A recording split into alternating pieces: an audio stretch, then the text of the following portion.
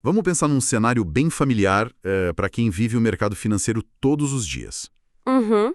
Múltiplos monitores brilhando, dezenas de abas abertas, gráficos de vela subindo e descendo na tela em frações de segundo. Sim, aquela adrenalina constante. Exato. Tem o indicador de índice de força relativa de um lado, as médias móveis cruzando do outro, um fluxo interminável de notícias globais piscando ali no canto. É muita informação para processar ao mesmo tempo. Demais. E diante de todo esse arsenal tecnológico, é incrivelmente tentador, né? Acreditar que a grande batalha nos investimentos acontece contra os algoritmos de alta frequência das grandes instituições ou contra as oscilações da macroeconomia. É o que quase todo mundo acha. Mas o material que nós vamos destrinchar hoje revela uma realidade muito mais incômoda. A batalha mais brutal, imprevisível e silenciosa não ocorre nos servidores das bolsas de valores. Não mesmo. Ela acontece inteiramente dentro da mente humana. O nosso mergulho profundo de hoje foca num guia bem exaustivo intitulado Autoconhecimento para Traders, o caminho para o sucesso sustentável nos mercados financeiros. E olha, o que torna essa análise tão urgente, digamos assim, é a forma como o texto simplesmente implode aquela velha ilusão de que a fluência em análise técnica é o único passaporte para a consistência. Sim, a ideia de que saber ler gráfico resolve tudo. Pois é. A nossa missão aqui é entender o porquê de mentes brilhantes, pessoas capazes de ler relatórios complexos, de fundamentos econômicos, desenhar projeções perfeitas de repente, derreterem contas inteiras em questão de horas. É assustador quando isso acontece. Muito. O alicerce psicológico, o controle emocional e a autoconsciência acabam se revelando como os verdadeiros fatores que separam quem sobrevive a longo prazo de quem é devorado pela volatilidade. Uhum. É uma dinâmica de alta pressão que espeia, na verdade, os instintos mais primitivos da nossa espécie. E isso se aplica não só ali na frente do home broker, mas em qualquer ambiente que exija tomar decisões sobre uma incerteza extrema. Certo, vamos desempacotar isso, porque tem uma estatística logo nas primeiras páginas desse estudo que funciona como um soco no estômago para quem acha que o problema está, sei lá, na escolha do indicador errado. Aquela dos 80%? Essa mesma. Mais de 80% dos indivíduos que tentam operar ativamente no mercado falham. 80%. É um número altíssimo. E o detalhe crucial que o texto traz: a falha não ocorre por ignorância técnica. As pessoas sabem o que é um suporte, sabem identificar uma resistência, conhecem as regras básicas. A falha é quase que inteiramente psicológica. Exatamente. O conhecimento técnico é implacavelmente sabotado pela própria biologia. O que levanta a grande questão, né? Como e por que o cérebro humano, essa máquina evolutiva tão complexa, se transforma no maior passivo financeiro de quem opera? Então, o cerne dessa autossabotagem reside num descompasso evolutivo que é fascinante. O cérebro humano passou milênios sendo otimizado para garantir a sobrevivência em ambientes de risco físico agudo. Risco de vida mesmo. Exato. A nossa fiação neurológica foi desenhada para reagir instintivamente a predadores lá na savana. Não foi feita para processar racionalmente a volatilidade de um ativo derivativo alavancado numa tela de computador. Faz todo sentido. Diante de um gráfico que despenca, a amígdala cerebral não interpreta aquilo como uma mera flutuação estatística. Ela interpreta como uma ameaça letal à sobrevivência. É um ataque de um leão em forma de velas vermelhas. Isso. É uma resposta clássica de lutar ou fugir, só que disparada por pixels numa tela. Por isso, a primeira grande exploração do material foca justamente no espectro emocional primário. O instinto reage com 4 emoções devastadoras quando não existe um filtro de inteligência emocional. E a primeira delas é bem paralisante, né? A primeira e mais paralisante é o medo. E o medo no mercado tem uma roupagem muito peculiar, não tem? Não é aquele pavor de um perigo físico imediato. Não, é diferente. O texto detalha muito bem como essa emoção se converte em ações completamente lógicas. É o medo de ver o capital evaporar que gera aquelas saídas prematuras de posições perfeitas. A famosa mão de alface. Pois é, Alguém entra numa operação super bem estruturada, o preço começa a andar a favor, o lucro aparece, mas o estresse interno é tão grande que a pessoa entra em pânico com um simples repique natural do preço. O mercado dá um respiro e a pessoa já acha que tudo acabou. E qual o resultado? A pessoa vende cedo demais, recolhe umas migalhas e depois fica assistindo, impotente, o ativo disparar lá para o alvo original. Dá muita raiva. Ou, num cenário de pura hesitação, o medo trava a mão no momento exato em que a estratégia mandava comprar, a oportunidade simplesmente passa porque a mente estava ocupada demais projetando catástrofes que nem eram reais. Essa paralisia é o medo atuando como um mecanismo de defesa hiperativo. E, de forma bem interessante, o pêndulo emocional costuma balançar violentamente para o extremo oposto com a mesma facilidade. Caindo direto na segunda emoção. Exato, que é a ganância. E a ganância não é apenas o desejo normal de lucrar, mas um estado de euforia totalmente descalibrada. É aquele impulso que cega o indivíduo para as probabilidades reais, matemáticas. A pessoa perde a noção de limite. Sim, na prática a gente vê isso quando uma operação atinge o alvo estipulado lá no plano inicial, mas a pessoa simplesmente recusa a realização do lucro. Ela fica convencida de que o movimento vai ser infinito. Acha que a árvore vai crescer até o céu. Isso. E a recusa em fechar a posição acaba transformando um ganho sólido que já estava garantido numa perda gigantesca quando a tendência inevitavelmente reverte. É a dopamina pura sequestrando a lógica. Nossa, tem uma analogia perfeita para o que acontece logo depois que o medo e a ganância cobram o preço em forma de prejuízo. Aí, entramos na terceira emoção. A frustração. Isso, a frustração, que frequentemente deságua no chamado revenge trading ou a negociação por vingança. É como tentar recuperar o dinheiro perdido naquelas barraquinhas de tiro a alvo em parque de diversões, sabe? Ah, sim. Todo mundo sabe que o jogo é manipulado. Exatamente. Todo mundo sabe que é manipulado, a mira da espingarda é torta, mas o orgulho fala mais alto. A pessoa continua pagando e atirando, com raiva, tentando punir o dono da barraca. E só vai perdendo mais. No mercado financeiro é a mesma coisa. A tentativa de punir o mercado resulta em entradas altamente alavancadas, totalmente fora do plano operacional, com o único intuito de provar que a análise original estava certa e forçar o mercado a devolver o dinheiro. É um comportamento de autodestruição puramente instintivo. E o pior é que o mercado, sendo uma entidade neutra, não sente raiva de volta. Ele não tá nem aí. Ele não tem sentimentos. Nenhum. Ele simplesmente absorve o capital de quem opera com emoção.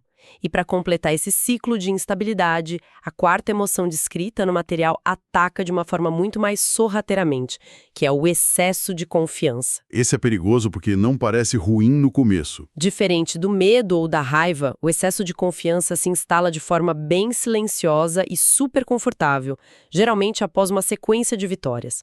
Alguém acerta umas 5 operações seguidas e, de repente, o cérebro confunde a variância estatística, uma boa maré, com pura genialidade inata. A pessoa acha que virou um mago do mercado. O senso de risco é completamente desligado. A consequência direta disso é o aumento irresponsável no tamanho das posições, porque é uma crença na própria infalibilidade. Isso continua até que um único movimento adverso varre semanas de lucro. O que reforça muito o argumento de que a inteligência emocional está longe de ser um papo motivacional ou um conceito abstrato de autoajuda. Longe disso. Na verdade, uma ferramenta de gestão de risco em tempo real. Identificar a alteração nos batimentos cardíacos, o suor frio do medo ou aquela euforia do excesso de confiança antes de clicar no botão é o que permite interromper a cadeia de reações impulsivas. É o primeiro passo para a consistência. Mas, o que é fascinante nisso tudo é que o material nos puxa para um buraco de coelho ainda mais profundo. Não se trata apenas de emoções brutas, né? A mente também opera através de distorções que são frias e calculadas. Os vieses cognitivos. Isso.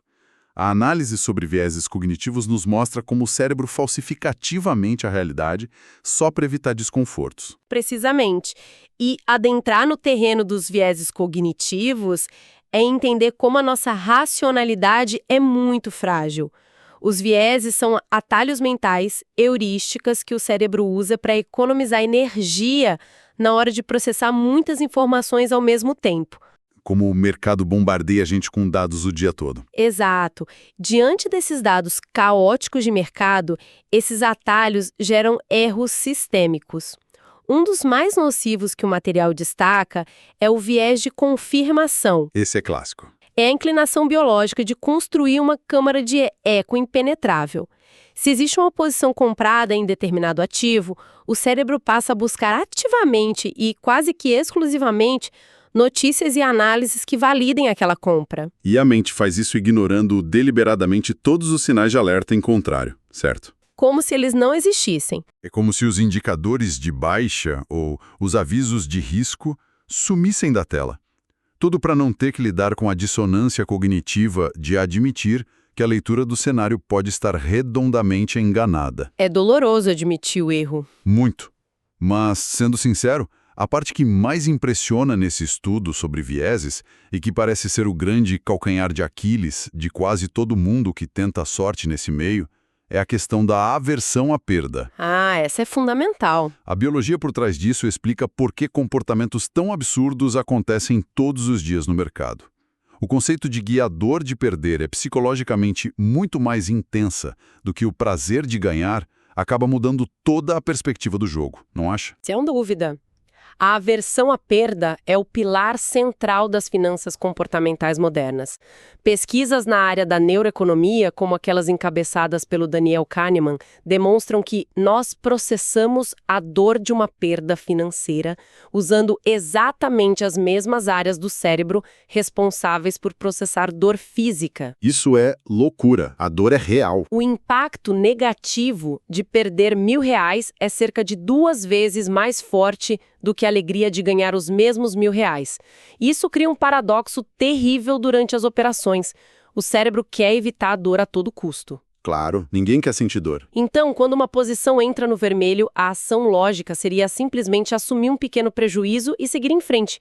Mas fechar a posição significa concretizar a perda. E concretizar a perda gera dor física no cérebro. A pessoa não quer apertar o botão de fechar. Então, aberta, alimentando a falsa esperança de que o preço vai reverter.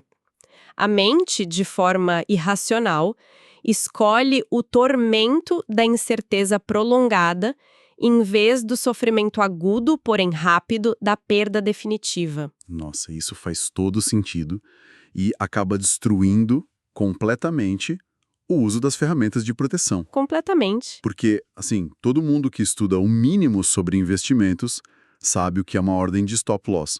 A teoria é super simples. É o limite máximo de perda, mas na prática diária, o que a gente vê... O famoso arrastar de stop.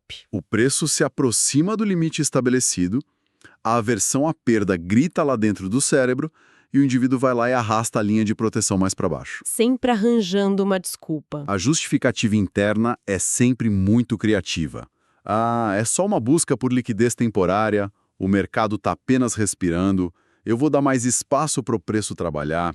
É o cérebro inventando narrativas altamente sofisticadas apenas para atrasar o encontro inevitável com a dor. Exato. E o resultado disso é que uma perda que era calculada, pequena e inofensiva acaba se transformando num verdadeiro buraco negro financeiro irreversível. Essa invenção de narrativas é o próprio intelecto sendo feito de refém pelas emoções. E conectado a isso, o excesso de confiança reaparece no estudo, mas agora catalogado como um viés cognitivo letal. Mais um viés? É a superestimação das próprias habilidades somada à subestimação crônica dos riscos sistêmicos. O reflexo prático disso atuando como viés é a atração magnética pela alavancagem excessiva. O perigo de querer ficar rico rápido. A lógica falha opera da seguinte forma. Se foi possível ganhar 100 unidades de capital com facilidade e segurança na semana passada, por que não alavancar a operação em 100 vezes para resolver a vida financeira de uma vez por todas hoje? E aí a conta quebra. A percepção de perigo fica completamente distorcida e é nesse exato ponto que o mercado pune a falta de humildade de forma muito devastadora, liquidando margens em segundos. É impressionante como o conhecimento técnico simplesmente derrete diante dessas armadilhas invisíveis. Derrete mesmo. Mas isso nos leva a uma questão prática que é vital. O material não se propõe apenas a diagnosticar a catástrofe, certo? Ele traz soluções táticas. A terceira sessão sobre mapeamento de perfil e transformação de hábitos entra exatamente aqui. Isso, a parte da aplicação. Afinal, saber que o cérebro tem uma falha de design na hora de processar perdas não resolve o problema por si só. É necessário construir estruturas externas para conseguir contornar esses defeitos de fábrica. Como exatamente essa autoavaliação consegue transformar a teoria numa blindagem prática para o dia a dia? O segredo aí está na hiperpersonalização da abordagem. O guia propõe que o conhecimento teórico sobre emoções e vieses precisa ser filtrado através de uma auditoria comportamental honesta. Olhar para si mesmo sem mentir. Exatamente. Isso significa mapear as próprias forças e fraquezas. E não é para tentar mudar a própria personalidade de forma irrealista. É para construir regras operacionais que funcionem como verdadeiros exoesqueletos. Entendi, uma estrutura de apoio. Por exemplo, se a auditoria revela que o indivíduo possui um perfil analítico excelente, mas sofre com impulsividade excessiva, aquele clássico dedo nervoso que entra em operações fora de hora, a solução não é apenas tentar meditar e ser mais calmo. Só pedir para ter calma não funciona na hora do pânico. A solução prática exigida pelo material é a criação de um checklist de validação, critérios técnicos inegociáveis que precisam ser ticados um por um antes de qualquer clique. Se falta um único item da lista, a plataforma nem deveria ser tocada. O checklist funciona como um freio de mão lógico contra a impulsividade emocional. Interessante. É usar processos mecânicos para substituir a força de vontade, né? Porque a força de vontade acaba quando o cansaço bate lá no meio da tarde. Com certeza, a força de vontade é finita. E em relação à dificuldade crônica de cortar perdas, que nós discutimos no contexto da dor física, o antídoto sugerido no texto vai direto na raiz do problema. É tirar o elemento da decisão humana do momento de crise. A automação. A regra de ouro proposta é automatizar absolutamente todas as proteções de capital. No instante em que a posição é aberta, a ordem de limite de perda já é inserida na plataforma pela máquina. E não se mexe mais? Esse é o pacto inviolável. Jamais, sob nenhuma hipótese, mover essa ordem para aumentar o risco quando o cenário piorar. É aceitar antecipadamente o custo do negócio antes que o medo tenha a chance de assumir a direção. E tem um ponto de atenção crucial sobre essa construção de regras estruturais. O mercado é um organismo fluido, que altera o próprio ritmo entre ciclos de alta, ciclos de baixa, lateralizações e até crises globais. O mercado de ontem não é o mesmo de hoje. Por isso, as regras criadas para proteger o capital precisam de flexibilidade ao longo do tempo. Um hábito ou um checklist que funcionou maravilhosamente bem no mercado de euforia contínua vai se tornar uma máquina de perder dinheiro durante uma recessão econômica profunda. Tem que saber a hora de mudar a marcha. Cultivar uma mentalidade de crescimento contínuo significa adaptar os parâmetros de proteção e de tomada de decisão conforme a realidade externa muda. E também conforme novas fraquezas psicológicas vão surgindo. Mas faz sentido pensar num obstáculo que sempre surge na implementação de tudo isso. Como é possível medir essa evolução psicológica? É o desafio diário. É muito fácil sentar num domingo à noite, de cabeça super fria, e planejar ser a pessoa mais disciplinada do mundo na segunda-feira. A realidade, contudo, é que durante o pregão, os vieses atacam silenciosamente. Se o cérebro mente para nós mesmos, como a gente rastreia essas falhas? E é nesse gargalo que entra a quarta parte do material. Desmistificando o famoso diário de trading. Nós precisamos jogar fora de vez a imagem de uma planilha financeira cheia de números frios, porque a proposta aqui é infinitamente mais densa e voltada para a psicologia aplicada. Totalmente. Limitar um diário a colunas de lucros, perdas e pontos de entrada é documentar apenas o sintoma, ignorando a causa da doença. O registro exigido no material para se atingir o alto rendimento é, na sua essência, um registro da atividade cognitiva. Bem mais profundo. Muito mais. Além dos dados operacionais e das capturas de tela dos gráficos com os motivos técnicos da operação, a exigência maior está na documentação emocional. Qual era o estado de espírito antes de abrir a posição? Havia pressa? Havia tédio? O corpo também fala muito, né? Sim, durante o andamento da operação, como o corpo reagiu às oscilações de preço?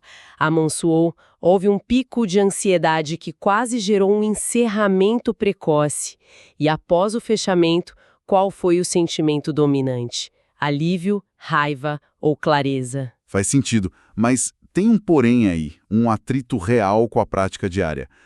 O mercado é muito rápido. É dinâmico demais. Muitas vezes, quem opera está em tempos gráficos curtíssimos, fazendo múltiplas transações por hora. É inviável parar no meio da volatilidade de um anúncio de juros pelo Banco Central para escrever uma redação enorme sobre sentimentos profundos. A teoria é linda, mas isso não engessa a dinâmica de quem precisa de velocidade. Olha, essa é uma crítica muito válida e é por isso que a implementação prática deve ser adaptada à rotina. O registro emocional não precisa ser um poema demorado no meio do pregão. Como dá para simplificar, então? Podem ser simples gravações de áudio de 30 segundos pelo celular, logo após o fechamento de uma posição. Ou um sistema de notas rápidas usando escalas de 1 a 5 para medir níveis de ansiedade e confiança no momento exato do clique. Uma escala numérica é bem mais rápido. O importante é capturar o dado cognitivo enquanto ele ainda está fresco, para que no final do dia ou no fim de semana a análise estruturada possa acontecer. E o grande pulo do gato na revisão desse diário é a necessidade absoluta de neutralidade. Nada de se punir. A análise dos dados deve ser feita com a frieza de um cientista observando um experimento, totalmente isenta de julgamentos ou autoflagelação. Frieza científica para neutralizar a culpa. Perfeito. Ler anotações sobre como uma regra foi violada de forma infantil na quinta-feira passada não deve servir para gerar punição mental. Não mesmo. Deve servir para mapear o gatilho comportamental. É descobrir, por exemplo, que sempre que se opera após uma discussão em casa pela manhã, a paciência desaparece e o número de operações erradas simplesmente triplica. É identificar o padrão para neutralizar. E olhar para os acertos também. Exato. Além disso, o foco excessivo no erro muitas vezes esconde o ouro contido nos acertos. O diário também é a ferramenta principal para isolar a anatomia do sucesso.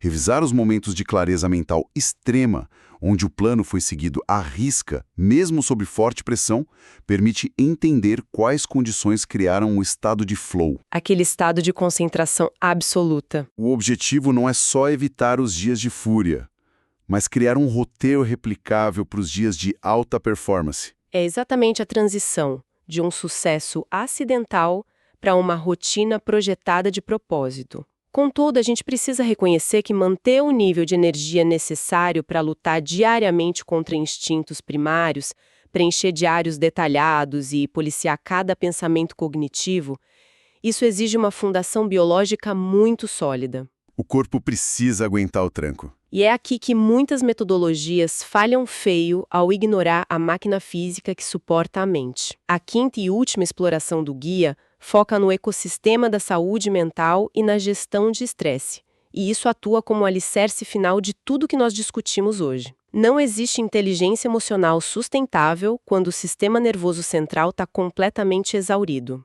Pois é. Afastar-se das telas de vez em quando parece óbvio, mas a cultura do mercado muitas vezes prega o exato oposto.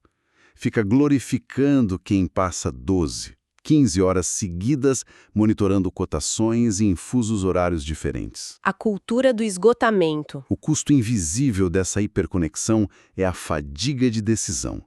A capacidade do cérebro de tomar decisões complexas é um recurso finito que vai se esgotando ao longo das horas. Tomar uma decisão de alocação de risco logo pela manhã com o córtex pré-frontal descansado é completamente diferente de tentar avaliar uma oportunidade às 4 da tarde, quando a mente já processou milhares de microinformações. A qualidade da decisão despenca. A imposição de limites rígidos, com pausas estratégicas longe do ambiente de operação, é uma estratégia puramente de manutenção de lucro. É proteger o capital contra os erros causados pela simples estafa mental. Sem esquecer que os pilares fisiológicos mais básicos são frequentemente os mais negligenciados. A biologia determina a qualidade do pensamento lógico. O e-book traça uma linha bem direta entre o fracasso nas operações e coisas simples como privação de sono, má alimentação e sedentarismo. Dormir mal custa caro. Muito caro. Operar com sono insuficiente afeta as áreas de avaliação de risco do cérebro de uma maneira muito semelhante à intoxicação por álcool. Adicione a isso o consumo desenfreado de cafeína, que simula artificialmente os picos de cortisol e adrenalina, e o resultado é um corpo num estado constante de estresse crônico. Um corpo que está pronto para entrar em pânico diante do primeiro sobressalto dos preços. É a biologia destruindo a matemática. E é por isso que as práticas de regulação do sistema nervoso ganharam tanto espaço nas recomendações do material. Práticas que no passado eram vistas com um certo ceticismo por ambientes corporativos mais rígidos, agora são totalmente validadas pela neurociência esportiva de alta performance. Hoje a ciência pura. Meditação, protocolos de mindfulness, utilizando o suporte de aplicativos de áudio como o Headspace e o Calm, e técnicas específicas de respiração diafragmática, não são apenas para relaxamento de fim de semana. São ferramentas de resgate emocional. Num momento de volatilidade insana, quando o coração dispara e a respiração fica curta por causa do estresse, parar por 2 minutos e forçar ciclos de respiração profunda envia um sinal físico direto ao cérebro para desativar a amígdala e reativar o córtex pré-frontal. É literalmente hackear o sistema parasimpático para recuperar a capacidade de pensar em probabilidades e voltar à racionalidade do plano inicial. E como uma camada final de suporte e proteção, o texto destaca a relevância de não tentar enfrentar todo esse abismo psicológico de forma solitária. É muito solitário operar no mercado, né? O desenvolvimento sustentável exige redes de apoio, mentorias e a humildade constante de buscar perspectivas externas. A literatura sugerida na fonte serve como um verdadeiro escudo contra a arrogância intelectual. Aprender com os grandes. Sim, compreender o pensamento em probabilidades com as obras clássicas de Mark Douglas, mergulhar na profunda análise comportamental dos sistemas de pensamento descritos pelo Daniel Kahneman, e internalizar a mecânica do acúmulo de pequenas rotinas diárias ensinada pelo James Clear. O consumo desses materiais robustos enraiza a compreensão de que cada pequeno ajuste de comportamento se soma, criando com o tempo uma verdadeira barreira intransponível contra a autossabotagem. Com tudo isso, o quadro que nós montamos ao final dessa extensa análise é bem revelador. O que fica sedimentado com base na totalidade das fontes exploradas é que a longevidade, o sucesso de longo prazo nesse ambiente de altíssima incerteza, tem muito pouco a ver com indicadores secretos ou talento divinatório para tentar descobrir o que os ativos farão amanhã. Ninguém tem bola de cristal. Na verdade, um estudo incansável sobre o domínio rigoroso dos impulsos biológicos e uma administração quase que obsessiva da exposição a danos. A disciplina metódica na avaliação diária dos próprios medos e dos próprios excessos é a única vantagem competitiva real que não pode ser replicada ou comprada pelos grandes fundos. A técnica aponta a direção, mas é o autodomínio incontestável que garante a travessia segura do capital. A dura constatação final é que um indivíduo que não mapeia os próprios gatilhos emocionais inevitavelmente usará o mercado financeiro não como uma plataforma de investimento, mas como o meio mais caro e ineficiente possível para descobrir as próprias falhas de caráter e de disciplina. Pagar para descobrir os próprios defeitos é muito caro. É a vitória do processo racional e estruturado sobre o ruído emocional incessante. Um excelente ponto para selar a nossa exploração. E para encerrar, convém deixar um pensamento provocativo que extrapola bastante o universo dos números e das cotações diárias. Nós analisamos detalhadamente como a dor de perder é muito mais forte que o prazer de ganhar, e como a incerteza do risco destila os nossos impulsos de proteção mais puros. Vimos como o cérebro se defende. Nós vimos que o mercado funciona como um espelho ampliado que reflete todas as nossas inseguranças ocultas. Fica então a reflexão profunda. Será que esses exatos comportamentos de fuga desesperada perante o desconhecido, de hesitação paralisante no momento de agir e de impulsividade cega para tentar recuperar uma perda, não são os mesmos padrões fundamentais que acabam ditando as escolhas e os atritos nos relacionamentos interpessoais e na dinâmica familiar? Uma baita reflexão. Seja apenas um microscópio para entendermos a maneira profunda e muitas vezes assustadora como a mente tenta a todo custo criar ilusões de controle numa vida que é ditada pela incontrolável aleatoriedade. Que essa reflexão sirva de companhia para as ideias e para os próximos passos de quem acompanhou esse mergulho até agora.